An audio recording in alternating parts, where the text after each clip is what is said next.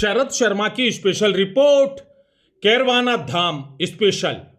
मध्य प्रदेश के रायसेन जिले के घने जंगलों में जहां ना मोबाइल का नेटवर्क पहुंचता है ना ही आसान रास्ते हैं, वहीं छुपा है एक अद्भुत और रहस्यमयी आस्था का केंद्र कैरवाना धाम।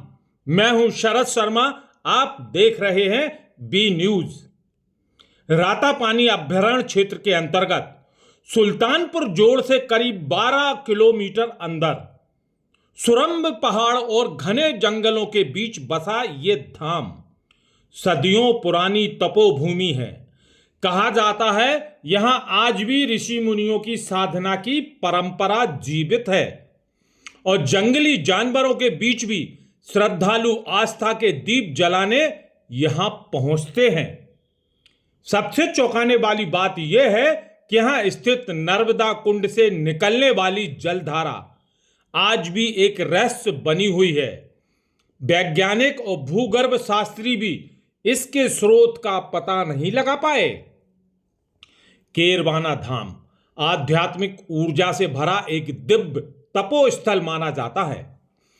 मान्यता है यहां प्राचीन समय से कैरवन्य ऋषि निवास करते थे जो केवल केले का आहार ग्रहण करते थे।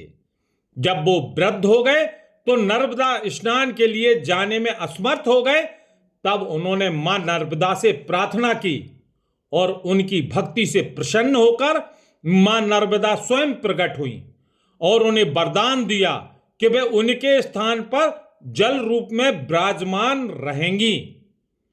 अगले ही दिन कैरधामा धाम में उद्गम जल कुंड के रूप में मां नर्मदा प्रकट हुई।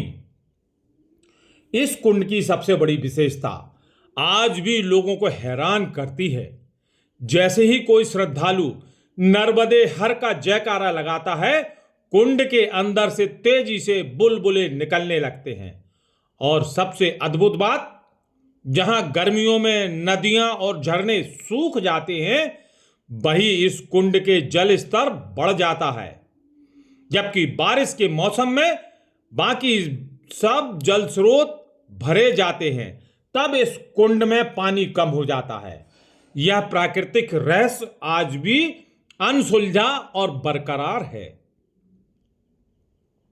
स्थानीय लोगों का मानना है कि इस जल में कई प्रकार की जड़ी बूटियों का प्रभाव बना है, जिससे स्नान और जलपान करने पर त्वचा रोग, हृदय रोग और डायबिटीज जैसी समस्याओं से राहत मिलती है। इतना ही नहीं, यहाँ की आध्यात्मिक ऊर्जा मानसिक शांति और साधना में एकाग्रता भी प्रदान करती है। कहा जाता है यहाँ कई साधकों को दिव्य अनुभूति और साधना में सफलता प्राप्त हुई है।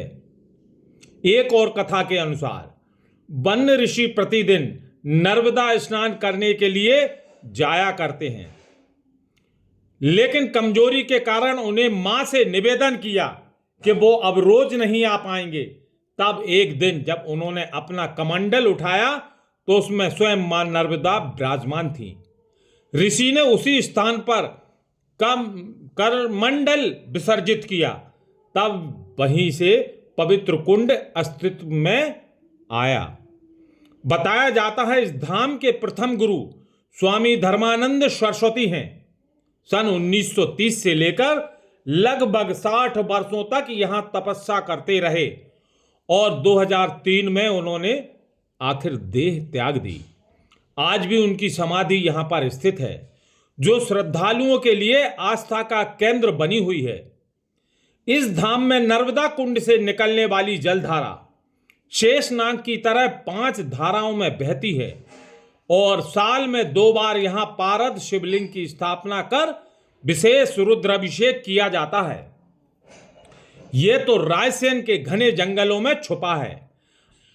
आस्था, रहस्य और प्रकृति का अद्भुत संगम कैरवाना धाम, जहां विज्ञान भी चुप है और आस्था अपने चरम पर है।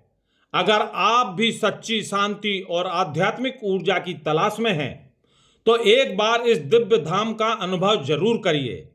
मैं आपके साथ शरद शर्मा और आप देख रहे हैं बी न्यूज।